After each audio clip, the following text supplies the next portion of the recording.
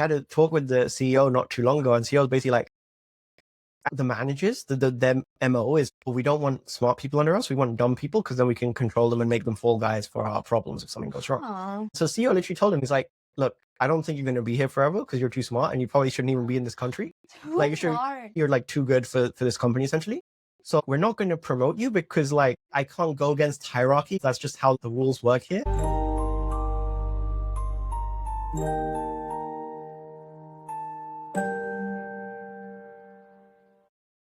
Hello, and welcome back to episode 5 of Unfinished. That's pretty cool. This episode, I'll be speaking with my friend Jasmin. Jasmin is somebody I met last year when I was in 9th floor in Taiwan. She's also a nomad. She used to live in Germany and has been hopping all over the world, mostly around Taiwan and Korea. And this is really cool because we just managed to somehow end up in Korea at the same time. So yeah, this conversation is about nomad culture, nomad life, and finding our way in the world as a lot of shitty things tend to happen. I think 2025 in particular was bad for almost everyone I knew. And I know Jasmine had a particularly rough one, so we do just talk about life. I hope you enjoy this episode, and I'll catch you next time. I guess let's just start with the origin story of how we met. That's usually how I do this. Okay. Do you want to go for it? Yes, it was Taiwan last February.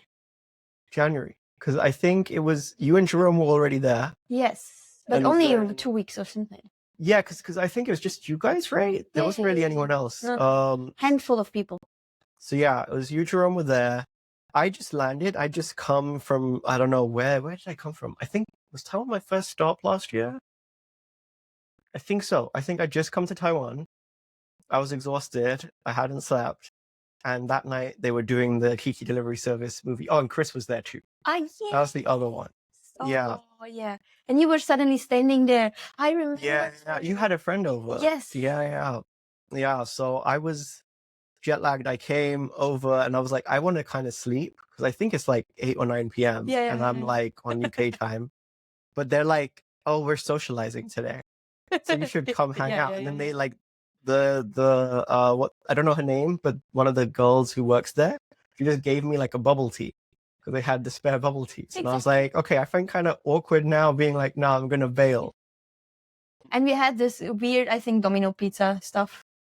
Maybe we had some snacks. I wasn't sure exactly what it was. The weird Domino pizza. Yeah. Taiwan style. And then it was weird because like I honestly did not want to watch a movie because I'm like if I like I've seen Kiki, great movie and everything, but like if I'm gonna watch this movie, I'm gonna fall asleep. So then I was trying to like speak. I think me and Jerome were speaking for a bit, and then Chris got really mad. And Chris was like, "You're not allowed to speak." Yeah. And then you're not allowed to go on the taught me and stuff. And then I was just like, "Oh man, I really want to sleep." But like I don't know. I think I like zoned out for half the movie, and at the end of it, I was like, "Okay, now I'm ready to socialize." Then I think everyone else left. It was you and your friend were there. You were gossiping about something. And then it was me and Jerome for like 5 minutes. And Jerome's like, I'm going to go sleep. And I was like, man, why the hell did I stay up for like this whole time? And there's like no one to actually chat with. Like everyone's just going to sleep.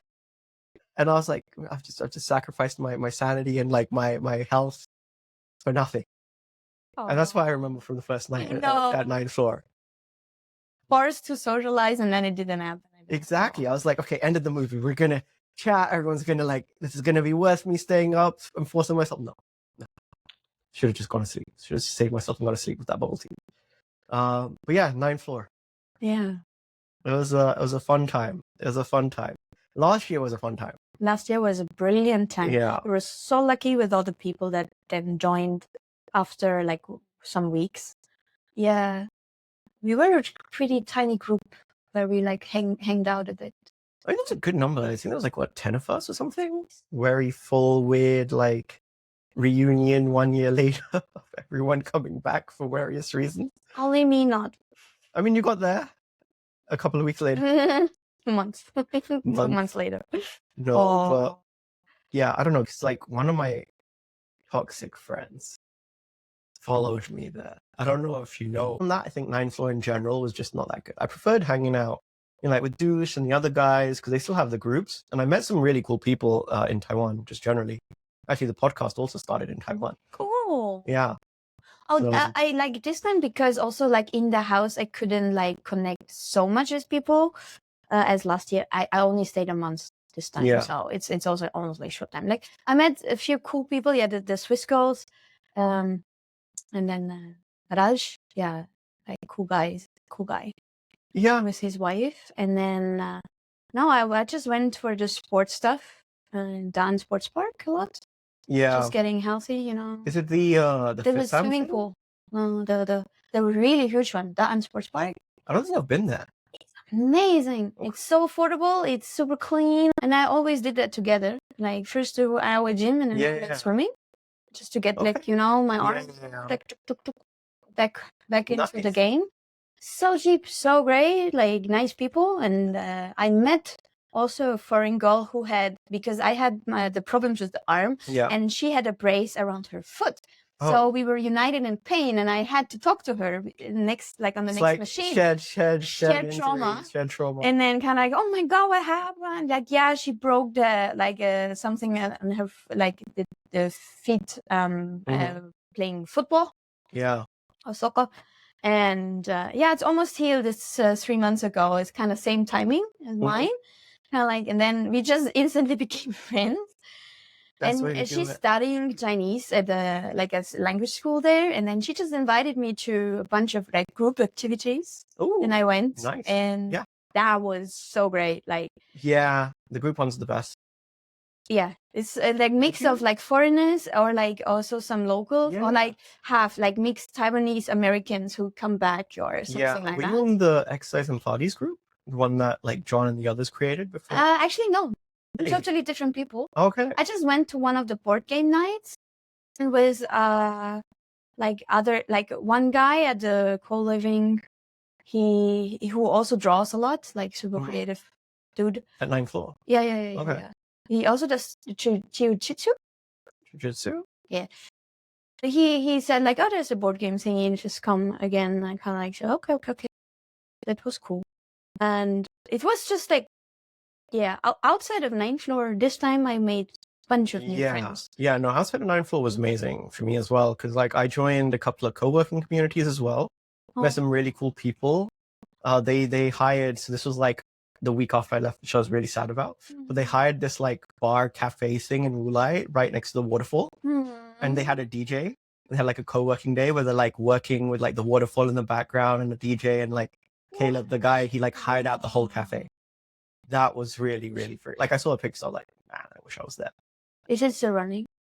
So they do co-working. So there's a co-working group. If you go back to, I can add you there online. Oh, damn, yeah. But they go co-working every couple of days. And then this one actually, like there was a co-working place called Color Play in Ximen, which is just a really cozy, nice environment. And so I just go there, and that was really good because they had like proper setup, and it was like very cozy, very nicely made. And so each floor is just like, it's a really cool vibe. And they've got this really nice like wine bar upstairs. It's a really cool place. Like for the center of like Ximen, you don't expect that kind of place to be there. But it was just really cool. I met a lot of interesting people there, like Caleb and some of the others who. Then we went to like the Wulai co-working, and then the what's that place, like Macau or something? No, not Macau. Malkong. Malkong? Have you been? No. It's like if you go to Taipei Zoo, you get the gondola up the mountain. Yes. Yeah, so Malkong. So at the top is this place called Malkong, and they did a couple of co-workings where we're just like on the mountaintop in one of the tea houses. They just get a big table. Amazing. And then you're just like looking down at Taipei, and it's like 4 or 5 of us co-working together. How cozy, how atmosphere. Wow. It's so nice. Like that group, I just really like that group. Because again, like to our point, they're all adults. Yes. They're all kind of living, working. We're getting older people. We are getting older. But yeah, actually some of them, so like Caleb was on here. He's one of the guys from that. Brandon, he's also on here. Cool. He actually moved to London. Because his fiance, so I'm actually going to go to their wedding in like a month. And I just met them like 3 months ago. Wow. Yeah. Small world. Yeah, beautiful world. Yeah. It's a whole like interesting dynamic between like digital nomadism and what's happening in some of the cities. And like the spaces that pop up or people create. with people, for people. Like, yeah, this is so exciting, to be honest. So exciting. Yeah, no, I mean, being able to like travel around is great, but it's also really hard. It is. You know, I'm definitely at the point where I kind of low-key want to settle down. Oh, me too. I don't think I want to keep traveling like this. It's too much. Me too, me too. Yeah, so last year was the peak I felt, and also the most exhausting, and then also the most crazy things happened, which brings you down to the reality very fast. Yeah. And yeah, I'm with you. And I'm finding a little bit of a more stability in this. So where's that gonna be? That's the problem. I don't have a clue about that yet. I was planning to set up everything for Taiwan. That was really end of the year, the big plan, but everything changed because of one stupid accident, and then yeah. I mean, are you still thinking of going back to live in Taiwan, or? I'm in the point of point zero. I can again choose my future again. Yeah. I mean, it seems like you still really want to be in Asia, right? Yeah, I do like it. I do like it here very much. But of course, there needs to be the safe, income wise. Also now I'm very more aware of my health. So this is priority number one, to be honest. Having a proper visa and be able for healthcare. Yeah. Local, it just made me realize how easy something can happen. It doesn't have to be exactly also you who does something wrong or has bad luck. Somebody else can just bump into you. Yeah. The world is weird. Yeah, you really don't know. Yeah. I mean, my heart is still between Korea and Taiwan. It's really Yeah. I don't know. But I think for the future, sorry to all Koreans out there, learning Chinese is probably it's a better skill. It's a better skill to have. Learning Chinese is probably going to help you more in your life at this point. Unfortunately, I don't know how you'll go. I don't know. I had the similar kind of thing. I don't know. Yeah. The work is probably the worst in the whole world in terms of working culture. It's worse than freaking Japan from the amount of bullying that I see here. And you get paid shit. Practical. I just learned, for example, some really weird rules. If you're getting if you're getting into a new job, especially as a woman, it's always a little bit harder on top of that.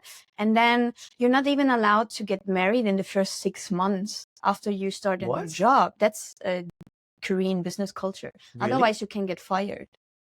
Oh, because you take why? Just for marriage. I don't know exactly why, but it's just a rule. I just learned that. It's kind of what? You already make it hard for people anyway to get married these days. And then you have these unnecessary rules for the marriage. You don't even have to get if anybody knows about Korean weddings, it's just like a fabric. You gotta go in half an hour and it's done. Yeah. To show off. So I was actually at a wedding last weekend. Here? Yeah. And how was it? It was actually nice. It was nice. So it was a friend of friend's cousin wedding, and apparently it was super fancy compared to they have to show off. Yeah, no, but she apparently, because she had I think it was 11 or 12 o'clock slot, so 11:30 to 2 or something. So it was the peak slot on a Saturday. Wow. And it was in the middle of Gangwon. So it was this very beautiful venue, and it was it looked fancier than even K drama weddings. So my friend told me that they probably spent around 70 to 80K USD on that for those 2 hours. And the room, because they have the upstairs room and then you have the downstairs room. Yeah. So the downstairs room, you just see it on TV. We got there early enough, so we were kind of standing in the upstairs room, but they didn't have enough seats for people. To book that venue, you need to have 250 guests, but the actual main floor can only hold 150 guests. Oh. So they make you pay for at least 250, but they can only host 150 in that main hall. And so we stood on the side and kind of watched it. And it was just pretty, the flowers and decorations were amazing. I mean, visually they're always visually, yeah, but it was it was so empty. Yes. You know, I mean, I'm Indian, so like Indian weddings, that's another level of like How many extravaganza, days? like a week, 2 weeks. But it's fun, you know, it's fun. There's a party and everything. Right. This was like very, like Even Germans have more fun at weddings. Yeah. Which is weird because we're normally not considered fun people, but our weddings are fun. Yeah, I mean, you get drunk, you party all night, that kind of and thing, we have right? really stupid games. Yeah, there's no games. There was no games. I think I just remember it was like they came. So we went up. You take a picture with like the bride and the groom or whatever. Or they're just kind of there saying hey to everyone. Everyone's just giving in like the paper slips of money. Like it's literally just a corporate version of like we make money because people come and they give us money. I've been to one wedding like 2 years ago. Yeah, I was invited. It was a bit strange. Yeah, but I mean it's interesting. It was cool because then after that it was like you know you had the ceremony which was like literally 20-30 minutes like you said, and then this one they actually had a sit down meal, so they had a set menu, and I was really sad. In the Yeah, so in the hall and downstairs. I went to the cantina. Oh, I wanted to do that. So this is apparently a fancy venue, right? Most wedding venues they do something like 6 to 8 weddings a day. Yeah. This one only does 3 a day. Oh. So it was one of those like fancy ones, and like the set menu was like European food, and I was so disappointed. It was so bad. It was so bad. I hope she never watches this because, like, you know, it's gonna be awkward. But yeah, the food was not. I mean, you know, I'm not here for Western food, and like everyone with me was also kind of. But it's not your wedding day. You know? It's not my like, wedding. Maybe True. they like a European. They could have. Well, made, it's fancy. It's fancy. For them, right? it's very European fancy. is fancy here. Especially everything with pasta is super fancy here. Yeah, we had like lobster, steak, that kind of thing, and I'm Oh. just like, eh. But I get it. For here, that's very for most people, that's very fancy. Me saying this is weird. I'm just going to caveat that. Mm-hmm. But no, it was an interesting experience. It was a really interesting experience, and I don't know. I had fun from a spectacle point of view, but I'm also just like, it just doesn't feel like what I would assume a wedding should be. You know, like you said, there's no games, there's no like partying, there's no like connection to the bride. And yeah. Yeah, like especially when like half the party is just on a floor downstairs, you know, and they're just like, yeah, just watch us through a screen, and then go home, just pay money and go home. I'm like, at that point, it's like you're just watching a show on TV. Yeah, it could be a Korean drama. Yeah, because it's literally just like 2 hours, like you said, and you're done. So it's very sad, corporate. actually. It's So very sad. corporate. So sad for Yeah. the people. There's actually like some companies here where the perk of working in the company is that they give you like a free wedding hall. That's like the perk. Really? And people work, yeah, because I mean, like I said, it's like 70K plus, right? To like rent and have all the settings done for like a wedding hall. So that's apparently a pretty big perk. But yeah, I don't know. I'm like, Korean weddings, they're a scam. Just plain and simple. But to each their own, to each culture their own. We have to respect that. Yeah, we're the guests here. If they're happy with it, I'm not sure if the people are so happy with that. I just feel so sad. It's such a big, also emotional moment, and it's just packed into business. Yeah. I don't know. It wasn't the. I don't know. I'm not gonna say anymore because I feel like the more I say, the more I'm gonna trap myself.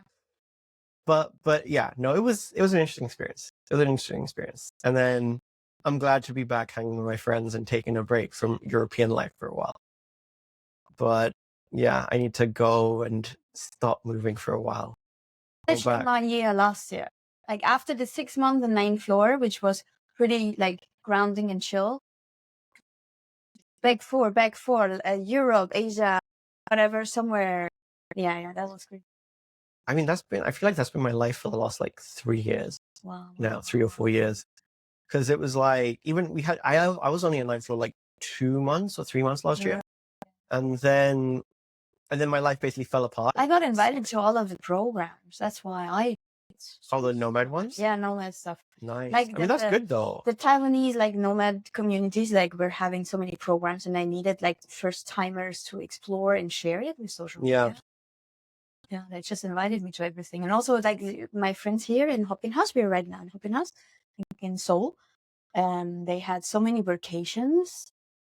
Oh, yeah. To like go to different places. Different places. Like not only here, like they were invited to Japan. Yeah. Like, I saw you went to Japan a few times. many times last year, many times. So I all joined that as the trial and error group.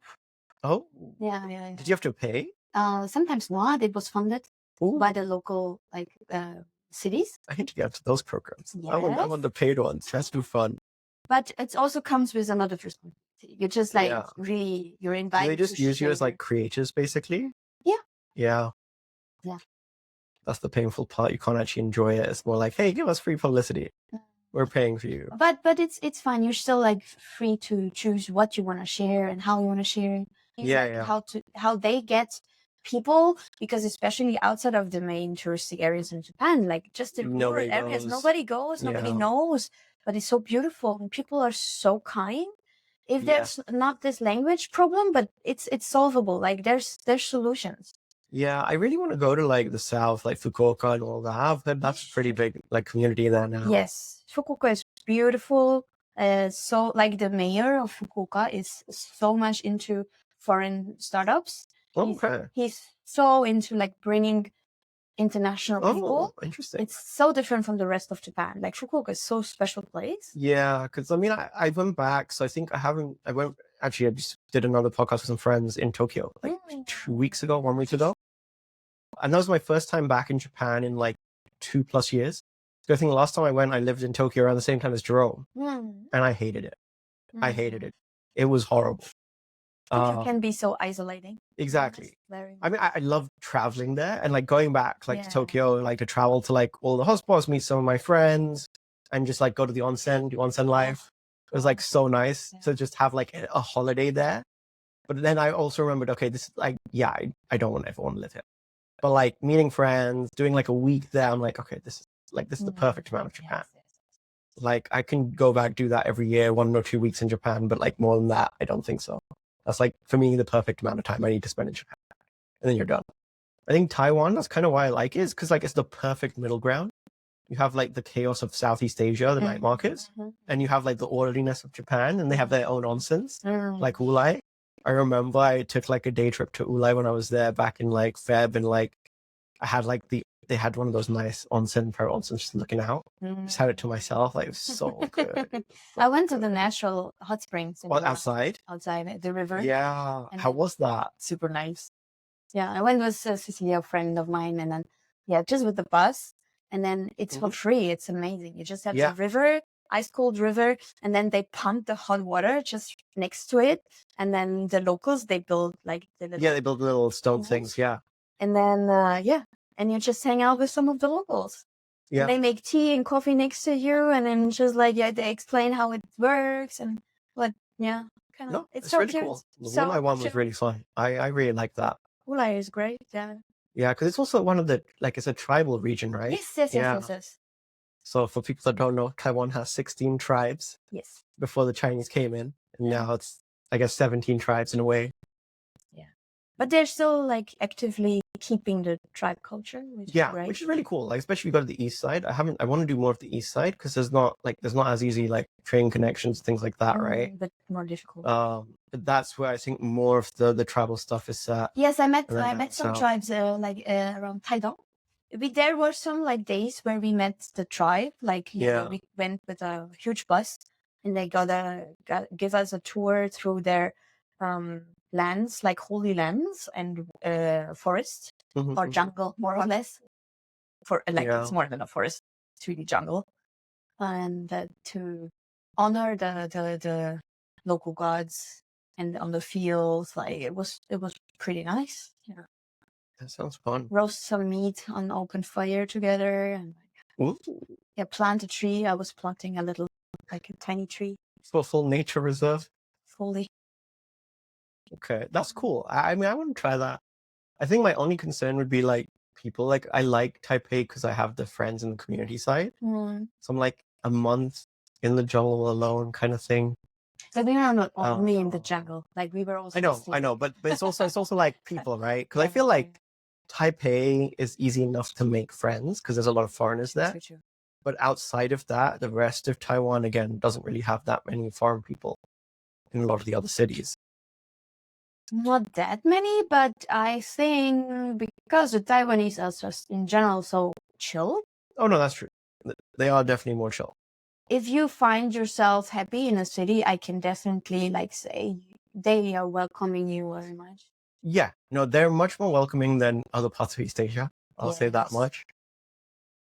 But yeah, I don't know. I think I'm very just like at home now with like Taipei. I would definitely go to other parts of the country. I just don't know if I'd live there for a longer period.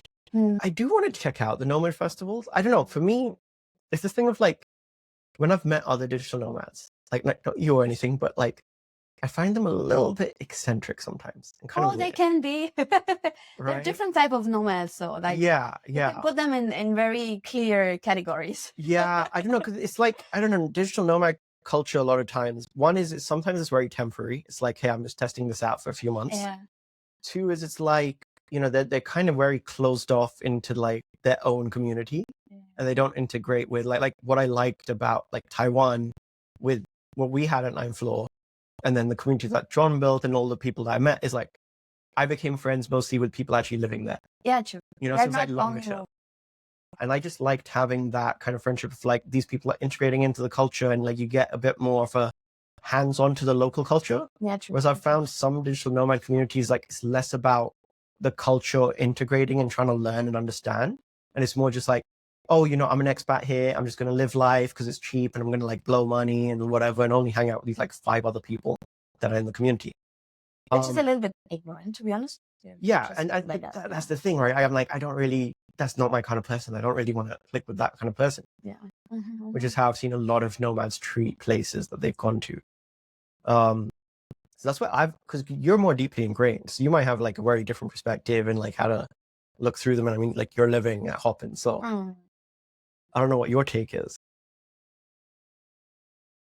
Yeah, I just recently spoke with another person about the interesting types of nomads. Most, I would say, what I've observed after 4 years of digital nomad traveling.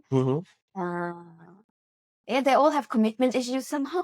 Yeah, that we do. Not only in terms of a relationship. Oh, maybe everything committing to like just a stable life in some way. Yeah. Which is all fair enough if people are happy with that. But it also makes it hard. Like that's why like choosing other digital nomads to be really friends with. Like I just made very good friends when I really started digital nomadism 4 years ago. And these people I met back then are still friends now because we continuously going to the same places and meet up again and again and again. That's how we became friends. Yeah. But it's people I meet exposure. now at the digital nomad communities. Yeah, I think especially in like South Asia, because I think a lot of these people, the community leads, are like, hey, we can get government grants and funds and stuff now, being like, oh, we're doing a business, we're trying to like raise the profile of our country, which all is of good. that. Which is Yeah, good. no, I mean, hands off. But I think sometimes the like mission or the objective is not always altruistic. Yes. You know, that's where it's like. But I think that's because we're in Asia, and I think altruism is not really part of here. I don't know. I mean, this is why I like my actual local friends, right? Even my friends here in Korea, my friends in Taiwan, like they're really cool people doing cool things, like the locals, right? Like Claire's a good example. She does the market thing, the underground raves and all that stuff, right? She's got a very local community with like arts and craftsy people. Yeah. And stuff. And like that feels more genuine. Right. It comes from my heart because she is like that. Yeah.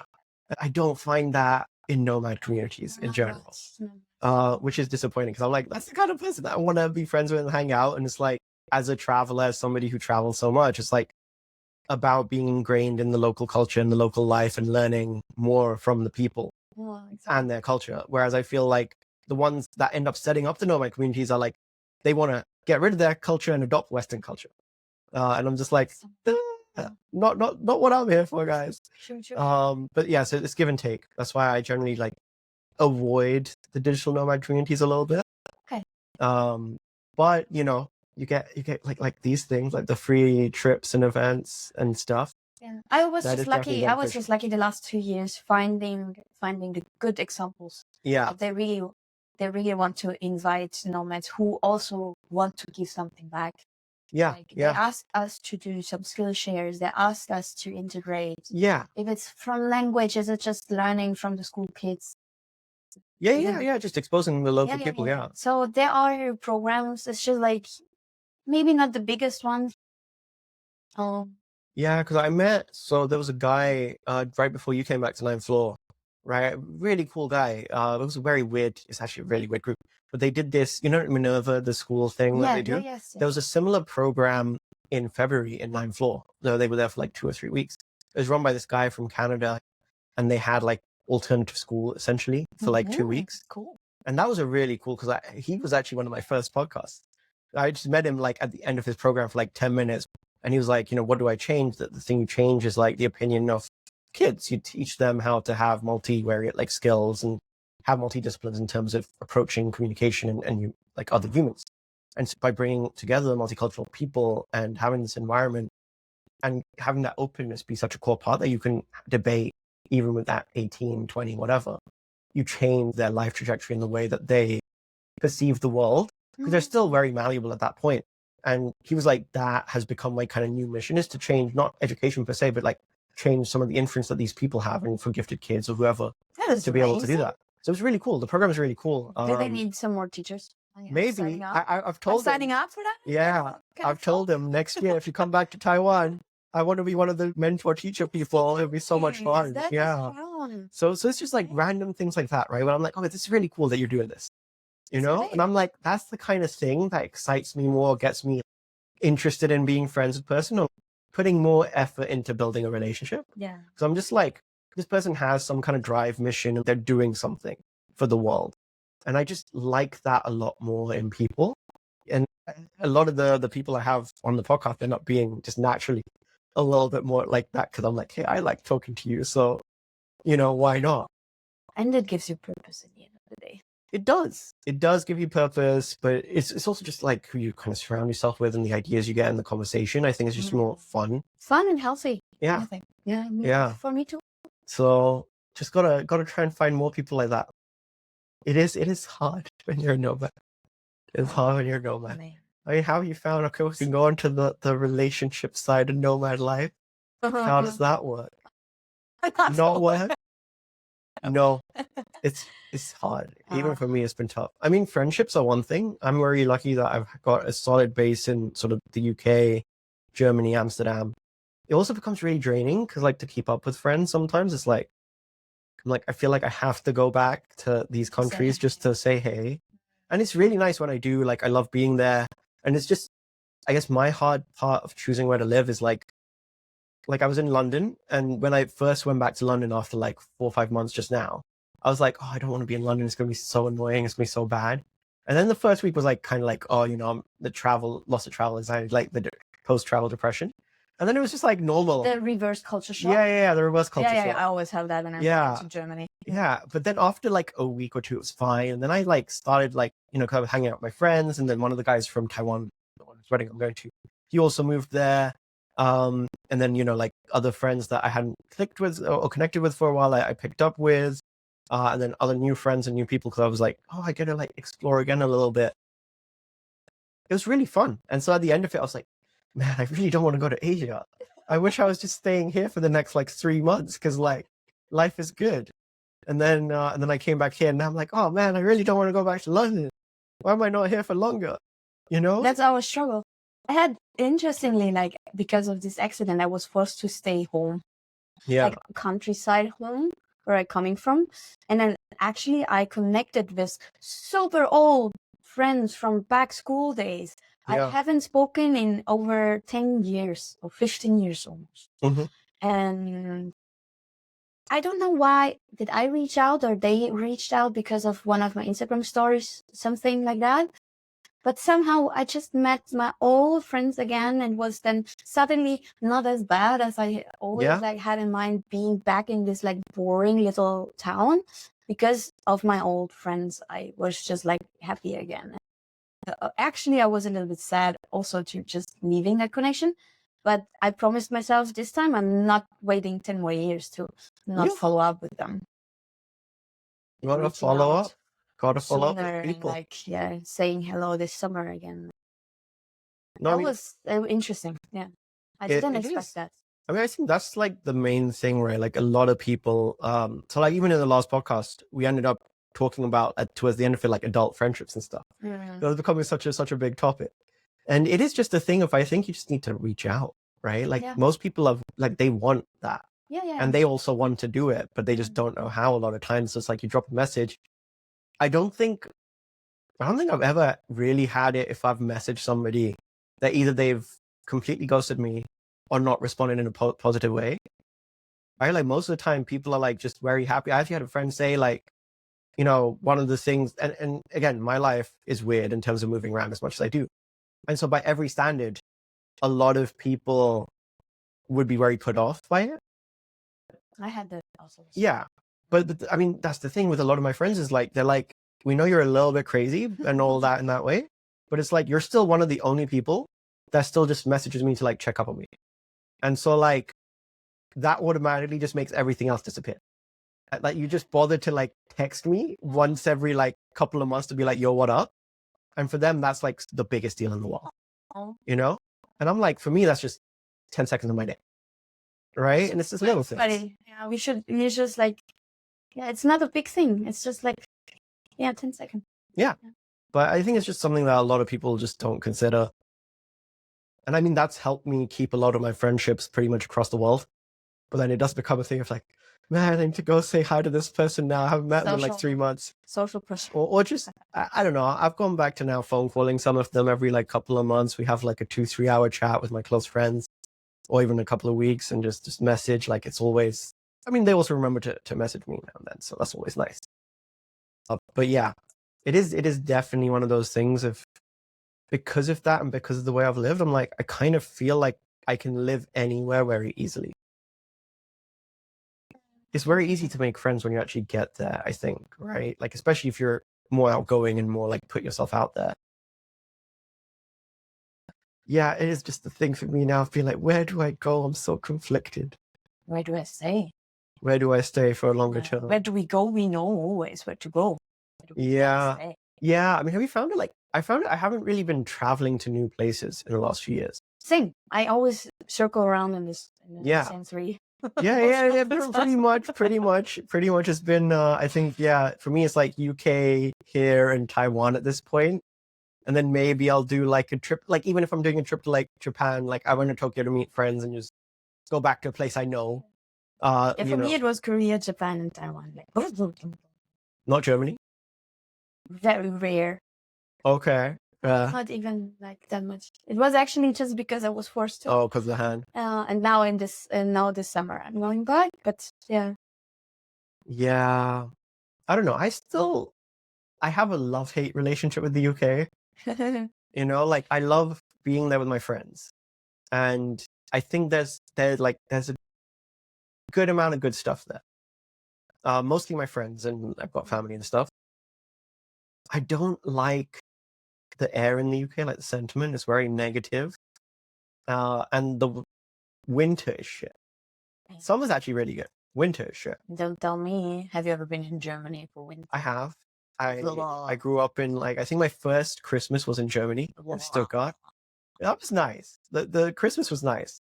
Like Jan Feb end up being because really you can eat a lot of nice things at the Christmas markets. That's what's nice about. But then January is horrible. February is horrible. February is horrible. March is also pretty bad. Oh my God. I mean that's why I'm kind of at that point. I mean, like, maybe I do like UK for summers and like Taiwan for winters. Yeah. I mean, they got it right. They know what they're doing, you know? You just chase the sun, you have a good time. We are birds. Festivals walk. Because, okay, like the downside of living in Asia is the money, you know? Unless you're working for like European or like American clients, I do not want to work in Asia, like at all. The work culture here is so bad. Yes. The amount you work for the little currency that you get is... And these weird different rules, which are for our Western brains just so efficient and doesn't make sense at all. I think that's the biggest problem for me. Oh, like the culture? And the work rules, like Oh yeah, the work you rules. have to get like drunk with your boss to just connect. And Yeah. like the group pressure, the peer pressure over your own health and like sense. Yeah. And that's the biggest part. Like in friendships, I'm fine with everything. You do you, me, I do me. I am very adaptable in any kind of social setup in Asia. Like I got a lot of compliments from Japanese. Oh, you're behaving so Japanese in so many ways. And like, that's the biggest compliment that Japanese can give to you. But if it's coming to the work things, also Korea, what I heard in Taiwan, in Korea, in Japan, that goes beyond, like, that goes against all of my inner deepest beliefs, which 100%. I would like tolerate from a boss or tolerate from co-workers. Like, this is not good. Yeah, no, I mean, like, I've had it. So one of my best friends here right now, I've heard some horror stories. Right now, he's in a conflict with like the C-suite and everything because it's very hierarchical, right? And he's sort of younger, but he's really good at what he does. And they're like, "Hey, you're really good at what you do. We need you." Like every time he's away on holiday, the whole company falls apart. Like quite literally, I'm not even making this up, right? Like I think one of the guys leaked a bunch of like sensitive information because he didn't know what to do essentially when this guy was away for like a week. Oh wow! And then now they're trying to cover up their skin, but like he had a talk with the CEO not too long ago, and CEO was basically like. And like the managers, their MO is like, well, we don't want smart people under us. We want dumb people because then we can control them and make them fall guys for our problems if something goes wrong. And so CEO literally told him, he's like, look, I don't think you're going to be here forever because you're too smart and you probably shouldn't even be in this country. Like you should, like he's like, you shouldn't be in this country. You're like too good for this company essentially. So like, we're not going to promote you because like there is no way to really promote you because like you're better than most people, but hierarchically, I can't actually push you up. And probably better as the CEO anyway. Yeah. So he's basically saying straight out, like, you're probably going to leave because you're going to get annoyed with us. But like, I can't go against hierarchy because that's just how like the rules work here. Yeah. And so like, we're just going to use you while we can. And then, you know, like for you, the best angle is probably just go abroad because if you were working in another country, you'd be like a director level or like a C-suite person now. So sad. But like here, I just can't do shit. I'm sorry. So I'm going to use you while we can because like the work you do is way better than literally anybody else in the team. That's what I experienced a little bit right now as well. Yeah. And it's like hearing things like that. I'm just like, I don't want to touch working in this industry. And I've heard other horror stories, like especially women, right? It's like, there's like the drinking thing. I think there was once he told me like another one, they went to a business meeting and I have like other like female friends who had to do this as well. It's like, you go to these like business meetings and like bars together with like, well, like dudes and like one girl or something. And then they're just downing like drinks. And then they're making you down drinks. And so like one of these girls told me it was like something like they had like 10 bottles of soju and she had to drink them. Yeah. And then she needed to get like her stomach pumped and then go back the next day to meet them again.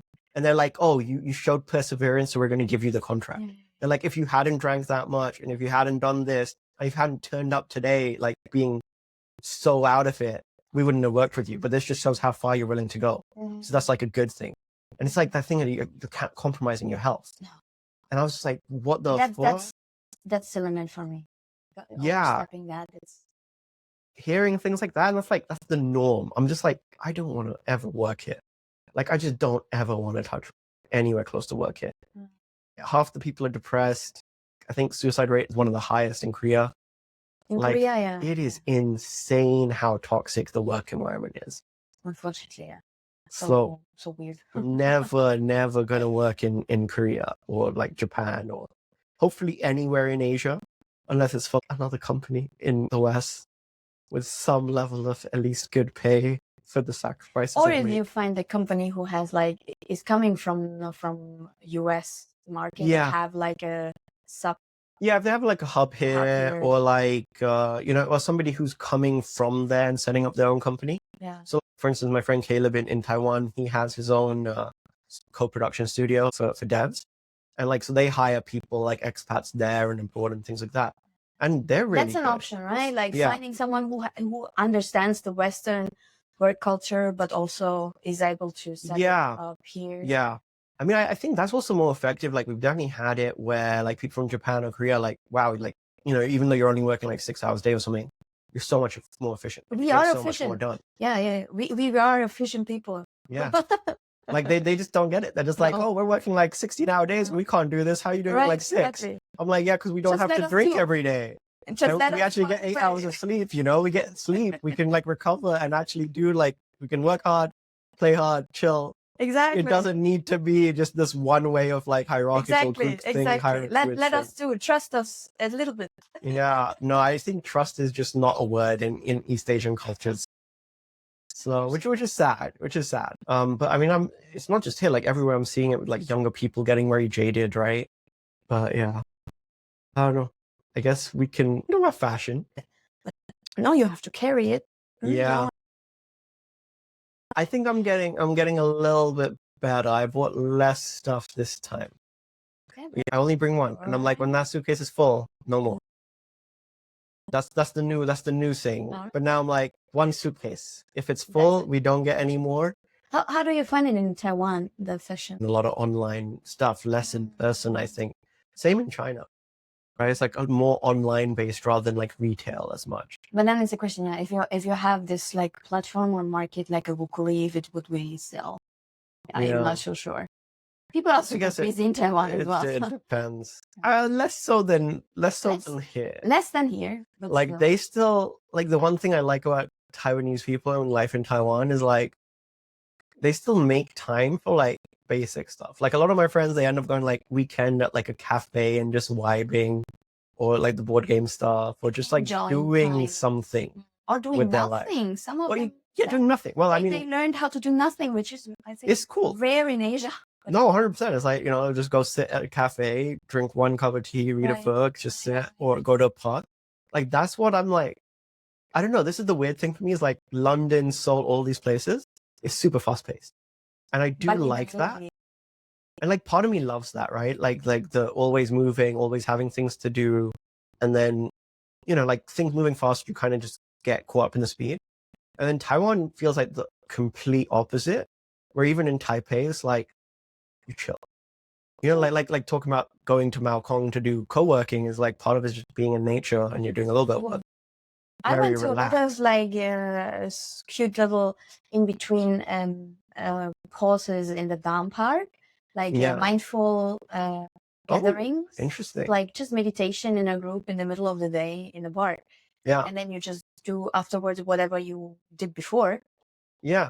But you're just like more at peace. Yeah. It's just like, okay, people take their time to do what they actually want to do. Yeah. No, I mean, that's one thing I really love about Taiwan is that like it feels like you just have time to like live in the old world in a way, you know, of like pre-technology. You don't need to move like 200 miles an hour. You can just take it easy and enjoy life. So I don't know, but that's the confusing life of digital nomads. Very confusing, but exciting. Yeah. I think we can leave it there. Anything else you want to shout out? Well, about your life, future, anything else? Well, right now I'm open for also talking to the universe here for like getting somehow more stability in my life, like tranquil, but also not too tranquil. Like I want to work, I want to do, I want to connect, I want to explore different job opportunities right now. I mean, you did design, right? I am in design, but also architecture, but also into like I'm very good in planning things, like all from event planning. I have so many great ideas, like outside of this computer life, which gave me now so much freedom and joy, but also I'm really great. Like I'm looking for something real. And like I have plenty of ideas in terms of cool events, and I want to set it up also here in Asia or in Europe or anywhere. Yeah, there's just so many developing ideas. So if anybody wants to reach out, have some ideas you want to share, develop something with me, like I'm super happy to hear that. And yeah, I think we need more real world stuff and like communities I feel like there's a lot of space for communities right now. Yes. So it's definitely It's a contra to all of this overwhelming AI stuff out there. Yeah. I mean, I think that's like, tech is going to be one big avenue, but the real world, I think, is sort of it's still happening. We're still here. Yeah. But I do think it's going to grow. I do think it's going to grow like a big time in terms of having communities and spaces. And like I want to try and do that for sure. Everything. No, it's the same for me with like both this podcast and everything else. It's just about building communities and bringing people together and just having fun. Just having fun with people in person. Right, exactly. Real life stuff. Yes. Yeah. Okay. We'll leave it there. Thank you. Thank you. Thank